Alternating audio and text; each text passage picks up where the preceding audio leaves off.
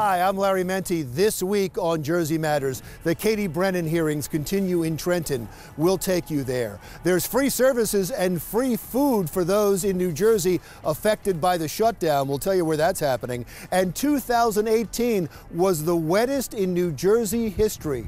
We'll talk to the state climatologist about what 2019 holds in store.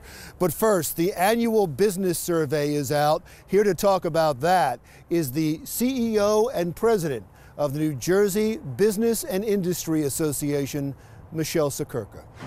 Before we get to the survey, just a quick question. How do New Jersey businesses feel about the governor saying that all taxes are on the table for the coming years? Huge concern. I mean, we're coming off a year of tax increases, new mandates, higher cost of doing business, and now everyone thought we were done with that. The businesses gave it up last year, and now we're back talking about taxes again. So it causes businesses immediately to just freeze on their plans. Until they see what's going to happen. Yeah, absolutely. Now let's talk about the survey. And the survey looks back at the year that was and then looks ahead to the next year. Yes. Let's look back at the year that was. How do Jersey businesses feel about the year that was? Oh, they did well. They predicted coming into 2018, they predicted that it was going to be a good year, that they were going to see an increase in sales, that they were going to reinvest in their companies, that they were going to hire and create new jobs, and they did. They validated what their predictions were, and that's good. And that's about the fourth year in a row that we saw a strong response from the business community. So they're very bullish on themselves. They carry that sentiment when they look forward to 2019. They feel very good about the things that they can control, but they're a little bit gun-shy on things they can't control, such as the business climate in the state of New Jersey. Doesn't your own business survey undercut your concerns a little bit? I mean, you keep doing well, and then, but you keep going, oh, it's not going to be good. We have these taxes, we have regulations, you have the minimum wage, and then when you ask it, you go, oh, no, we expect a good year. Today, if you look at the business climate in New Jersey relative to the rest of the nation, we're not as strong as other states are. We continue to see outmigration of companies as well as individuals, and we see a stagnation in job creation. So while we're creating new jobs, we're not creating them at the clip that other states are. We're behind. We're still behind the curve. So it's interesting because today job numbers came out. On the day we're taping this interview, job numbers came out, and they were spectacular. They're larger than anybody thought they were going to be. 320,000 new jobs. Are you saying New Jersey didn't get their fair cut of that? Yeah, you can look nationally, and as it trends, we are slower growth than other states are, absolutely. And the problem with that is, if I can extrapolate on that, the chief competition isn't between companies, the chief competition is with other states. Oh, absolutely. So what we talk about every day is the need to ensure affordability and regional competitiveness. When we talk about outmigration, our outmigration #1 and #2 states are Pennsylvania and New York, our two border states. So that means people are walking with their wallets and not walking for the sunshine. So as we're concerned, or as businesses are concerned, about new taxes that may come, they still see next year as a good year? Again, what they can control. So in terms of what they can do for their own business and contain and control their own costs. So what I mean by that is they're going to adjust their balance sheets in order to react to what the state is doing. Minimum wage, for example. We asked our members specifically, what would the impact of $15 minimum wage mean to you?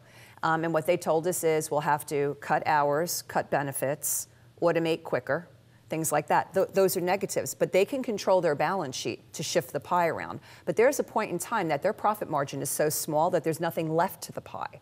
And that's where New Jersey businesses are today. That's why they're so agitated. We had a public policy forum the end of December, and the tenor in the room of the business, I mean, I'm a glass half full girl. I'm always optimistic. I've always got my Jersey pom-poms going, right? My gosh, like you could have cut through the tension in the room because the business community, they have angst right now. They have significant angst. Is the Jersey business community being heard by this governor? Is he listening? That's an interesting question.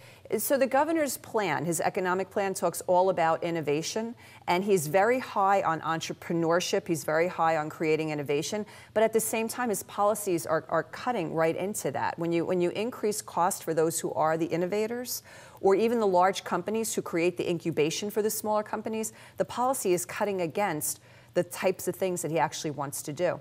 So we're excited about his economic plan when he talks about wanting to see New Jersey reclaim its stature as the innovation state. Ironically, that's the vision statement of NJBIA. It hangs proudly on our wall in our building. Yeah, I watched his economic statement, and it seemed to me, and you correct me if I'm wrong, it seemed to me he thought the only problem New Jersey's having is that we don't get enough venture capitalist money. That other states are getting it, that New York's getting it, we're not getting it, and he wanted to fix that.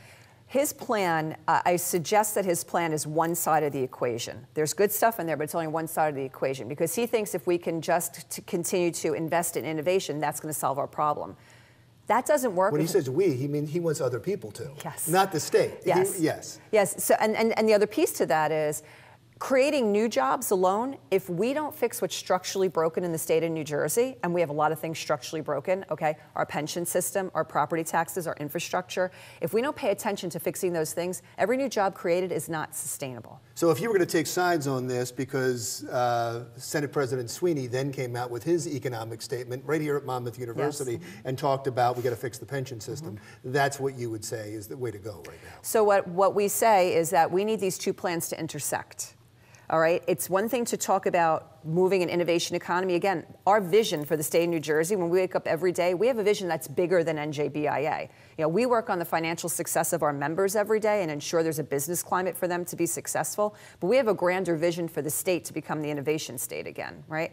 But we don't do that if we don't fix what's structurally broke. So Senate President Sweeney and his Path to Progress, that report has significant issues in there that need to be addressed, and they have a strategy to address it. And he wants to get to business on that, and we're there to get to business with him on that. Always a pleasure. Thank you very much for coming in. Michele Siekerka, President and CEO of the New Jersey Business and Industry Association.